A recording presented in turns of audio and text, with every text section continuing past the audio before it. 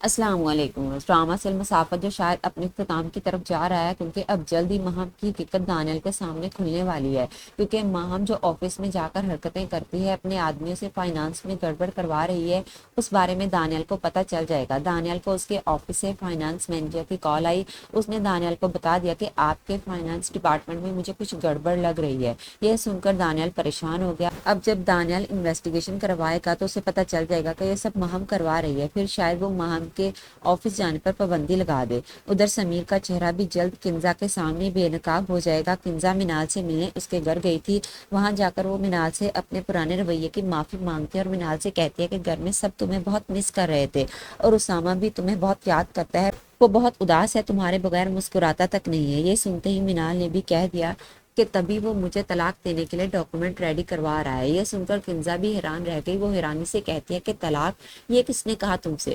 تو منال نے بھی بتا دیا کہ سمیر میرے آفس آیا تھا، وہی مجھے بتا کر کیا ہے کہ اسامہ مجھے جلد از جلد طلاق دینا چاہتا ہے، اس لیے وہ ڈاکومنٹ بھی ریڈی کروا رہا ہے۔ اب گھر جا کر کنزا سمیر سے اس بارے میں سوال کرے گی اور کہے گی کہ مجھے تم یہ بتاؤ کہ کیا تم منال کے آفس گئے تھے؟ تو سمیر نے صاف جھوٹ بول دیا اور کہہ دیا کہ میں کیوں جاؤں گا وہاں، میرا وہاں کوئی کام نہیں ہے۔ تو کنزا پوچھ لیتی ہے کہ پھر منال کو کس نے یہ بات بتائی کہ اسامہ اسے طلاق دے رہا ہے؟ یہ سن کر سمیر گھبرا گیا، تھوڑی دیر کے لیے تو اسے سمجھ نہیں آئے گی کہ وہ کیا بولے، لیکن پھر وہ جھوٹ بول دے گا کہ منال مجھ پر الزام لگا رہی ہے۔ سمیر تو کنزا کو پھر سے اپنی باتوں میں لینے کی کوشش کرے گا، لیکن شاید اس بار کنزا اس کی بات پر یقین نہیں کرے گی۔